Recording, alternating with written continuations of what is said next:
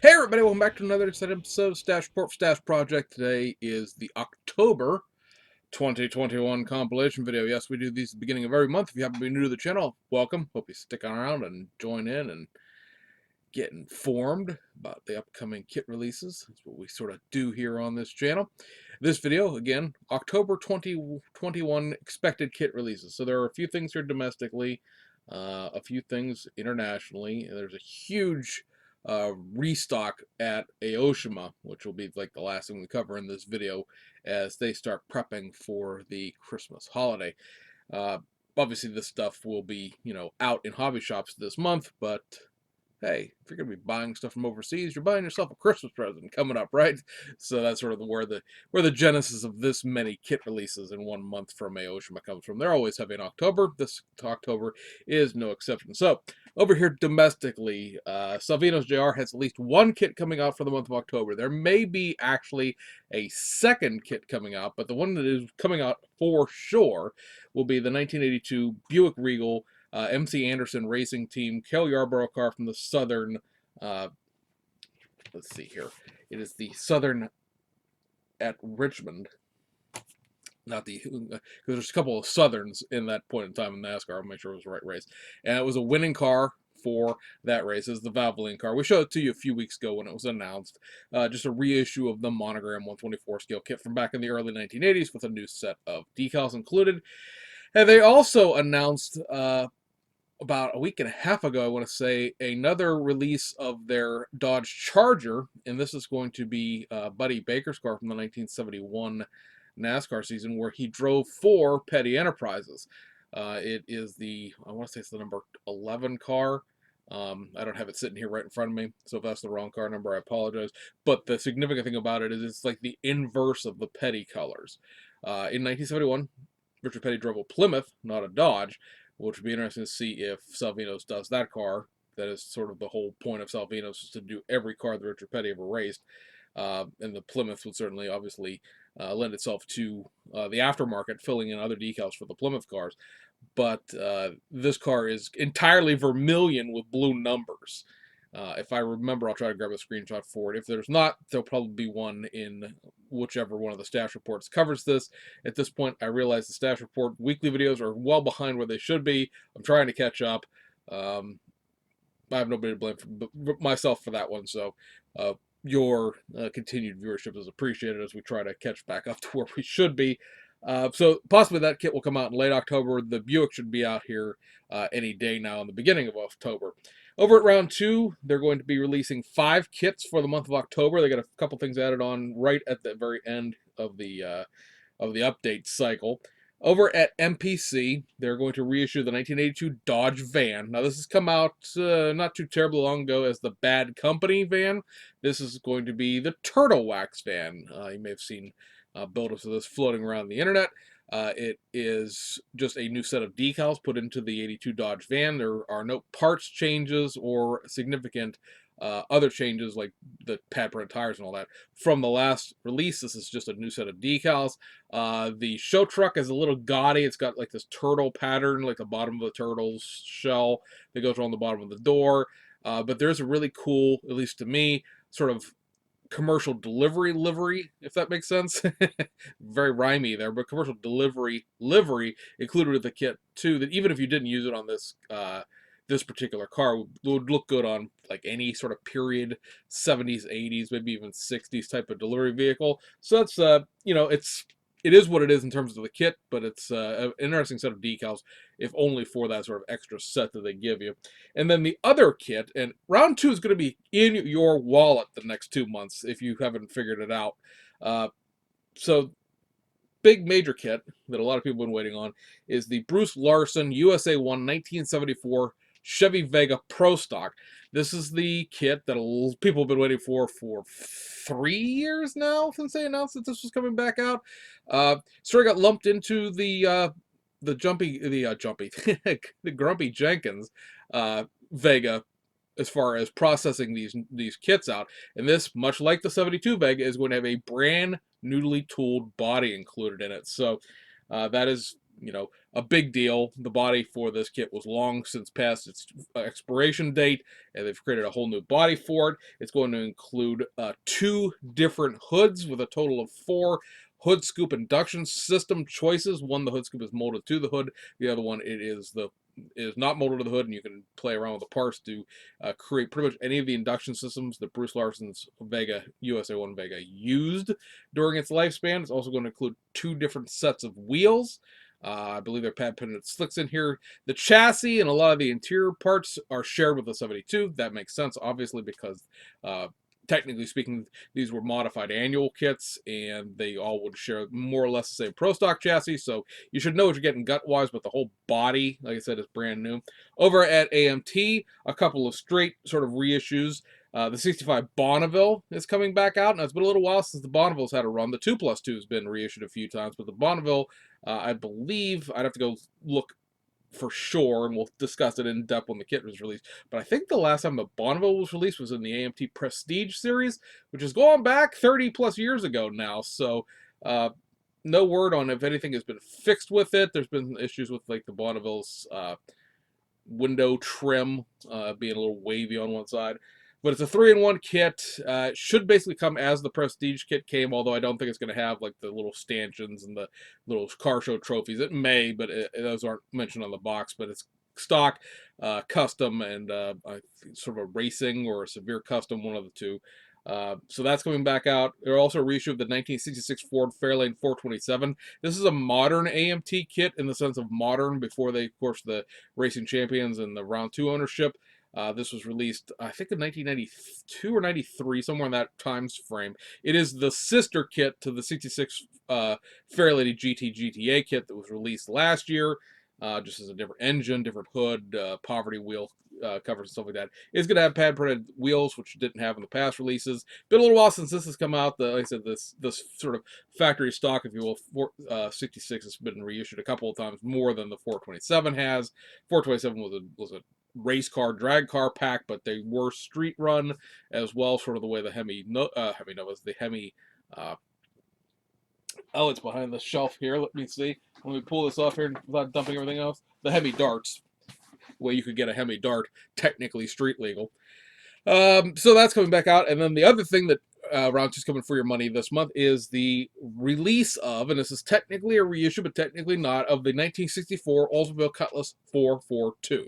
Now, you guys may have remember the 64 Oldsmobile Convertible was released a few months ago. Brand new body for the convertible there, but most of the guts and everything else were from the annual kit. The body had been cannibalized to make a ultra wheelbase dragster type of thing out of it, and they had to retool a new factory stock body. So the convertible also had a coupe back in the day, and so they've completely and totally retooled yet another body to this to make a 64 Oldsmobile coupe, and to sort of not release exactly a same old kit that they've done in the past, they've turned this into a 442. So this has a completely new engine block, which includes the appropriate manual transmission, also a new air cleaner for the 442 specifics, a new set of pedals, a new shifter, a couple other interior pieces, and also includes, let me see here, I'm trying to think it's a 3-in-1. So it also still has all of the racing and customizing parts that the 64 convertible had, so those will all be in there as well, in case you don't want to customize a convertible, you'd rather customize a coupe. And yeah, so it's sort of a significant release in the way that it's something that is a reissue of something from 1964, but at the same time, it's not, because the 442 was not done back then. There's never been a 64 442. So with the new engine pieces and the new interior pieces, this is technically speaking a new old model kit. The engine, just so you're prepped for it, does have the hole for the axles, because remember, this is going into a 1964 annual chassis, which has the axle going through the engine block. So yes, I realize that that's probably not ideal for everybody who would like to have this engine be something they could mount into other things, perhaps, but sticking with sort of the flavor and feel of the original kit, they went that way with the engine. Not doing that would require them to include like another wheel mounting option. Certainly you could fill the hole yourself and then cut the metal axle into little quarter shafts and mount it that way. But you know, there's, I guess, when you're getting a brand new body and a whole bunch of other parts, how much are you asking for on top of that? I guess is the long and the short of it. There's a certain amount of money there was in the budget for something like that, and I think you're getting a pretty decent shake, as it were, for that one. Going overseas, Platts is going to, again, this is a Japanese only reissue as far as the marketing of it, is the Macau Audi R8 GT3. That's the one with the two different cars in the box, the red car and the that's a Singtel sponsorship, and the silver car that is the Audi corporate sponsorship.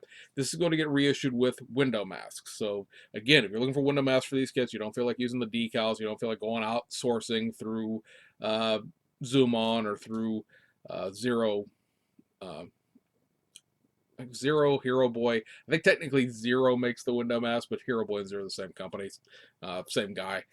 So yeah, if you're looking for that, that's going to be coming back out. Over at Hasegawa, we're going to get a couple of, what we always expect at this point, a couple of reissues, a couple of new things that are modified reissues. So first up, you get a reissue of the Toyota Celica GT4, which is the street version of the the rally Celica, basically. And this is going to have a resin chin spoiler added to it. Resin, spoiler, all the things.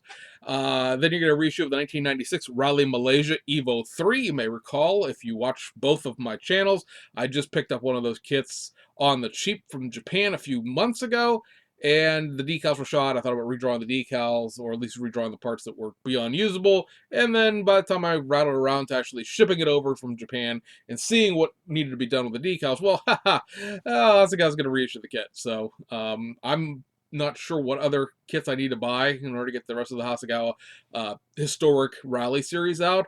But if it means I got to buy like a Lancer 1 or a Lancer 2 to get those kits back, that would, I don't think we can, because technically they're parking the Evo 3 tooling at this point. But yeah, Hasegawa, if you really wanted to do something that would make people's heads spin around, give us back the original original Mitsubishi Lancer and the Evo 2. Because those kits go for ridiculous money everywhere. And yeah, you're also losing out on some rally kits, because that was the whole point of those kits when they're tooled up in the early 1990s, was the fact that they were like the Legacy and like the Celica that we just talked about, and like the I'm trying to think, let me look at my rally cars over here, like the Legacy, like the Bluebird, like the 240Z, like the Lancia Deltas. All of those cars have, streetcar counterparts to them. And part of the reason why they exist is because you can, release them either or ways, and you amortize the tooling a lot better. Mitsubishi Galant has the streetcar and the rally car. So anyway, all of that being equal, yes, they're reissuing a kit that I paid money for and now I don't need. I have pre-ordered another one to get good decals, and then I'm just going to sacrifice the Evo 3 to a set of aftermarket decals I have. Oh, great. So back to the list here. Lancia 037 reissue, because why not? 84 European Rally Champion detail up. So this is going to have some extra PE in it. Hasegawa does make a sort of a factory-made PE set. It doesn't normally come with the kits. Usually it was something you had to buy separately. I believe this may be one of the first times it's been included with one of the rally kits, or at least the first time in 15 years or so. And this is an interesting choice of rally car. We talked about it when it was announced originally. This is a West Tobacco sponsored car, which, like a lot of their rally cars and other cars, is not going to actually include the flipping tobacco livery in it. So it's kind of annoying in that sense. It'd be great if they would just sort of get over themselves, throw the livery in, don't mention it, and then we're all shocked and awed when we get the kit. Oh my goodness, can you believe that the word West is upside down and spelled backwards? However will I live with myself? It's going to require somebody to go out and make an aftermarket set for the Studio 27 to reissue their decal set from back in the early 2000s for it, something, because, yeah, it's pretty obvious that it's missing. Even the Photoshop job they did on the box art is pretty hinky. Excuse me. Reissue of their R32 Gtr in its racing format. This is going to be the Kaioseki, which of course is the word I tripped over in a few videos ago. Kaioseki oil version. This is going to be a 1992 JTTC season car. This is going to have a new set of headlights with the projector beams in it. So a little bit of new tooling there, and obviously a new decal sheet. And yes, it will be molded in green. because Hasegawa believes that everything needs to be molded as close to a color that the real car that they're basing it off of has to be, apparently. Reissue of the Porsche 962C in the Kremer Yokohama livery from the 1987, let's see, 1987 Nürburgring race for the World Endurance Championship Series. And this car finished 14th place in that race, so it's a humdinger of a car. There were podium cars made out of 962Cs, but we get the 14th place car. And then lastly for October is the all-new Tool 1978, I'm guessing, because it's supposed to be a first gen, Mazda RX-7 SA22C. So this is a brand new Tool of, again, a first-gen RX-7. First-gen RX-7 came in 3 different series, so this is like the earliest version of the first-gen RX-7. The wheels, the headlights are positionable up and down. It is factory stock at this point. If you watch one of the most recent stash reports, you know that they're going to be doing a race car version of it later in December. And yeah, so very exciting to have an honest to God first gen RX-7. The Revell kit, old monogram kit, is a first gen RX-7, but I believe it's a Series 2. Yeah, there's a slightly different intercooler, or not so much an intercooler, but lower front valance for the radiator cooling. It's a little bit different between the two cars. A couple of other little minor differences you probably would never notice. And it is a JDM spec car, so know that as well. But it is, again, brand new tooling, and that I suspect we will see much of in the year of 2022. Going over to Aoshima, on the kits that are coming out that are quote-unquote new, if you will, the stuff that's being reboxed into the new stuff, or being reissued in the slightly different versions of the new box lines. You got the Liberty Walk Lamborghini Huracan version 2. This is that simplified, because they did a version 1, the kit that was that burnt orange. This is molded in gunmetal this time around, has a different rear spoiler and a different set of wheels. Otherwise, same kit, same principle, molded in colors, set of Mylar stickers, set of water slides, probably the instruction manual. Go watch the more recent stash videos I did on the other channel as far as the instructions go on that. The full color booklet, with the sort of basic building in the front with the stickers and where they go, and then a build up through, and then the very back is a listing basically of where the water slide decals go instead, and then a painting guide for how to paint the model rather than just assembling it out of the bare plastic. I think it's it's a little expensive still. Still think $54 is kind of pushing the limit on what a basic kit it is. But that's licensing on top of licensing. And I think, is it a great value for your money? Probably not a great value, but if you're really into the Liberty Walk kits, it's certainly cheaper than buying an aftermarket resin trans kit for one. Also reissued this month in the supercar line is the 75 Lamborghini Countach Walter Wolf version 1. That, of course, is the famous red car that the F1 guy had done. That is a very interesting amalgamation of parts in real life, and they did a pretty reasonably spot-on, accurate job of that amalgamation of parts in that kit. So if you're interested in that history of that Countach, that kit I recommend. Reissue of the 2007 Toyota Hiace, and this is being listed as a police/area investigations unit. Now, we still have never figured out what the hell area investigations means. It's going to have to wait till the kit releases. It looks like an unmarked version of the traffic investigations car. The traffic investigation car came out at the end of last year, had some new tooling, a roof lighting system that also had like a board across the back that had various decals to print like arrows or words in Japanese telling you about the road being closed and things like that.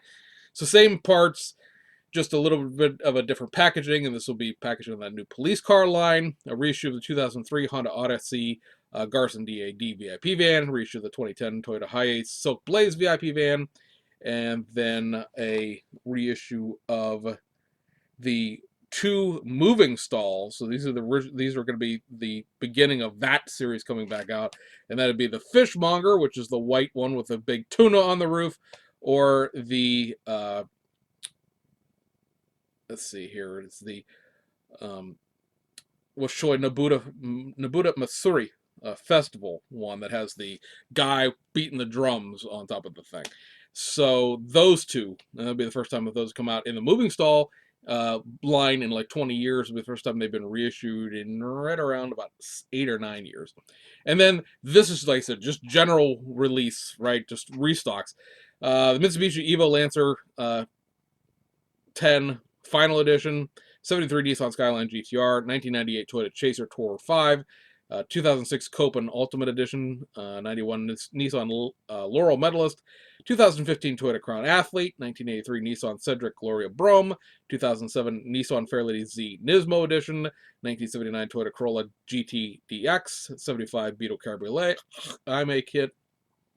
Reissue of the 89 Toyota Crown Royal, reissue of the 1991 Nissan Safari, reissue of the 1996 Mitsubishi Delicious Space Gear, the Delica Space Gear, the 68 and 74 versions of the MGB convertibles, reissue of the 1990 Nissan Leopard, reissue of the 92 Land Rover Range Rover Classic, reissue of the 2010 Toyota Hiace Boxy Style VIP van, reissue of the 1997 Toyota Celsior Auto Couture VIP, reissue of the 1999 RX-7 FD3S A-Spec tuner version, reissue of the 2005 Nissan Fairlady 350Z Top Secret, reissue of the 2007 Subaru WRX STI Ings tuner version, reissue of the 2002 Nissan GTR R34 C West tuner edition, and a reissue of the 1984 R30 Skyline and its Genesis tuner edition. Also, reissue of the 1995 Hilux Old New School, which of course means it's the Lowrider Custom with all the newer American parts on the JDM thing. It's a thing in Japan, believe it or not, putting American parts on their JDM trucks. Reissue of the 1997 Garson DAD Honda Accord Wagon VIP. And in the supercar line, a reissue of the 1990 Diablo GT, and it's, or 1999 rather, Diablo GT, as well as its PE set, and a reissue of the 2012 Lamborghini Aventador Roadster. Also, 18-inch wheels, Workmeister S1, Emotion CR, Kawami's Graham Light 57 Extremes, and the Volt TE37 RTs, and a reissue of the movie Mecca, as they were calling this line, of the Back to the Future DeLorean, and it's part 1 and part 2. Not part 3 for some reason, just the original one and the flying Mr. Fusion one. So, gentlemen, ladies of the audience, we're done. That'll be your releases for the month of October, or the pending releases for the month of October, because you never know. Things can get delayed, especially right now with the shipping container mess the way it is. That doesn't affect our ability to buy things from Japan, because, of course, when you buy things from Japan, you're shipping them over via the Express Mail of Japan, or FedEx, DHL, one of those services like that. But the ability for Revell, especially round 2, increasingly, Mobius, if they were going to put anything new out, but everything right now is in like tooling and final revisions and things like that. The 65 Nova Gasser and the Chevy 2, they're getting close. They may not make it out by the end of the year, especially with the delays going on, but they're getting pretty close to being released. But yeah, you know, with the American kits, it's kind of hard to tell right now, other than Salvinos, because they run their stuff in the United States, and Atlantis, because they run their stuff in the United States. I haven't seen anything for any Atlantis kits this month. I believe we're due for a couple of the old Monogram and Revell dragsters this month, but I haven't seen anything like definitive on those, so I haven't included them here. But if they come out, we will, of course, cover them in due course. I think I'm going to go get myself one of them 64 442s, and then I have a couple of the Hasegawa kits on order. Shocking, right? You just buy more Rally kits and more JTC kits. Who knew? Who saw that coming? And that new RX-7. Hope you guys enjoyed it. Now you know what you're buying. See you guys on the outside.